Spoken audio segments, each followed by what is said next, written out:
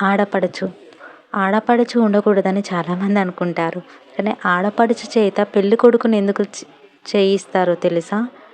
అలా ఎందుకు చేయించేది ఎందుకంటే ఆడపిల్ల పుట్టింటి నుంచి అత్తారింటికి వెళ్ళగానే తన పుట్టింటితో అనుబంధము, హక్కులు అవన్నీ తీసేసి వాటితోనే అక్కడే వదిలిపెట్టి దూరం అయ్యాయని బాధపడుతూ ఉంటుంది. ఎవరికైనా ఆడపిల్ల పుట్టాక అత్తారింటికి వెళ్ళగానే తన పుట్టింటి అనుబంధాన్ని అంతా తెంచుకొని తన జీవితంలో 20 సంవత్సరాలు గడిపిన ఆ మధురమైన క్షణాలన్నీ వదిలిపెట్టి అత్తారింటికి హాయిగా అది కొత్త జీవితాన్ని గడపడానికి ముందుకు సాగుతుంది. కానీ చివరికి వచ్చేదేంటి ఆడపిల్లకైనా? కంటిలో నుంచి వచ్చే కన్నీళ్ళు తప్ప. వచ్చేవాళ్ళు ఎంత గొప్పగా చూసుకున్నా, ప్రేమగా చూసుకున్నా తన బాధని, తన కన్నీళ్ళని తుడిచివేయలేరు.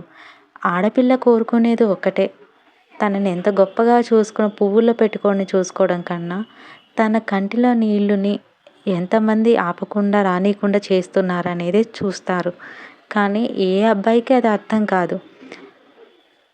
అలాంటిదేమీ లేదనే సిచ్యువేషన్లో ఒక ఆడపిల్ల తన అత్తగారింట్లో నీ హక్కులన్నీ అలాగే ఉందని చెప్పి వివాహ సమయంలో తోడబుట్టిన వాడిని పెళ్ళి కొడుకును అనమాట చేయించడం దగ్గర నుంచి ఆమెకి లాంఛనాలు అనమాట ఇప్పించడం వరకు తన ఇంటి పిల్లగా ప్రాధాన్యత కల్పిస్తారు. అలాగే తాము పోయిన తర్వాత ఆడపిల్లను మగపిల్లలు పట్టించుకోరేమోనని ముందు నుంచి ప్రతి శుభకార్యానికి ఆడపిల్ల తప్పనిసరి ఆమె చేతుల మీదుగానే ఏదైనా ప్రారంభించాలని చెప్పడమే ప్రధాన ఉద్దేశం అన్నమాట. అందుకనే ఆడపడుచు చేత పెళ్ళి కొడుకుని చేయిస్తారు. ఎంత దూరమైనా సరే ఆడపిల్ల ఇంటికి దూరంగా ఆడపిల్ల అవుతుంది కానీ ఇక్కడ పిల్ల కాదు కదా. పుట్టింటి నుంచి మెట్టినింటికి వెళ్ళేంత వరకు అంతే.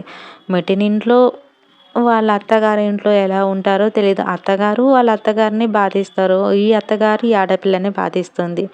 ఇదే సైకిల్ ఆఫ్ లైఫ్ ఏమో. ఈ ఆడపిల్ల జీవితం గొప్పగా ఉండదు. ఆడపిల్ల జీవితం గొప్పగా ఉండాలంటే అత్తమామల నుంచి కట్టుకునే భర్త వరకు మంచి వాళ్ళు దొరకడమే అంతకన్నా గొప్ప విషయం. ఈ ఆడపిల్ల జీవితమైనా ఇప్పుడు మీరు బతుకుతున్న బ్రతుకు కాదండి.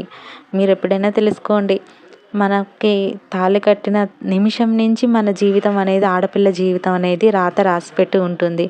మనం ఇప్పుడు అనుభవిస్తున్న ప్రతి జీవితం అది జీవితం కాదు. ఆడపిల్లకైతే పెళ్ళి చేసిన తర్వాతకే జీవితం మొదలవుతుంది. అది కష్టాలైనా సరే, సుఖాలైనా సరే. అందుకనే అక్కడ పిల్లని ఎంత గొప్పగా నీవు ఆ ఇంటిని ఎలా తీర్చిదిద్దాలి, ఇల్లుని బాగు చేసేయాలన్న